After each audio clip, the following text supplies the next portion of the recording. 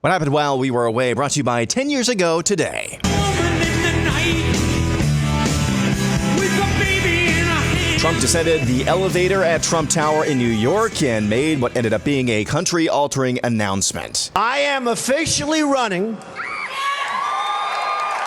for President of the United States. Tell yourself in that moment that in recent moments, we would see President Trump presiding over a military parade honoring the 250th birthday of the U.S. Army at the same time, trying to play good cop in the good cop, bad cop routine I think the U.S. and Israel are currently engaged in with Iran, who retaliated against Israel each night since Israel struck Iran Thursday night into Friday, sending ballistic missiles, some of them hypersonic, at various targets around Israel, primarily Tel Aviv. President Trump beckoned Iran to come to the negotiating table, while Israel continued to strike targets deep within Iran and establish air superiority. President Trump said last night, Well, I hope there's going to be a deal. I think it's time for a deal, and we'll see what happens. But sometimes they have to fight it out, but we're going to see what happens.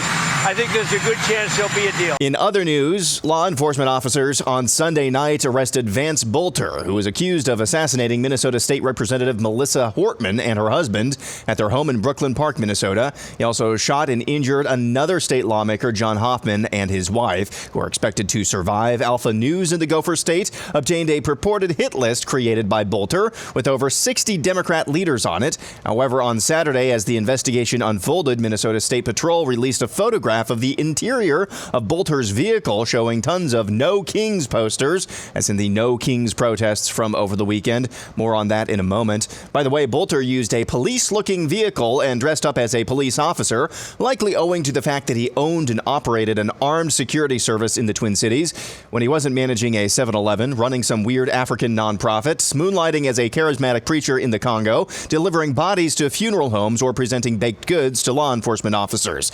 And he also had a sprawling property in the country with a wife and several children, but lived in some sort of halfway house with a couple of roommates in the city.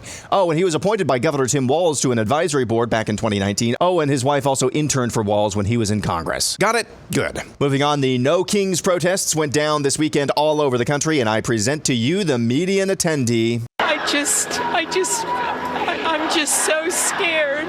I'm 74 years old. I worry about everything, and I just am so scared and upset, and I don't understand why people did and voted for this person. Learning Chinese today. Today's phrase is "Get a freaking grip, Grandma." 奶奶 抓紧时间 Angst has been high over the weekend over President Trump's messaging on immigration after he released those dueling messages late last week on Truth Social, and reports circulated over the weekend that he's curbing deportation raids on hotels and agricultural businesses. This morning, Trump promised to double down on deportation efforts in the nation's largest cities. And finally, a PSA for fathers of girls.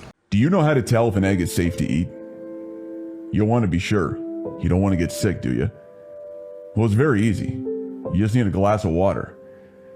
See, when I put the egg in, and if it sinks, you're good to go.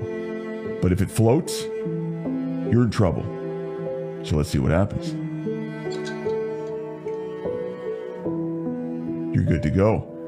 The same analogy goes for your daughter's new boyfriend, who you found out just made your daughter cry.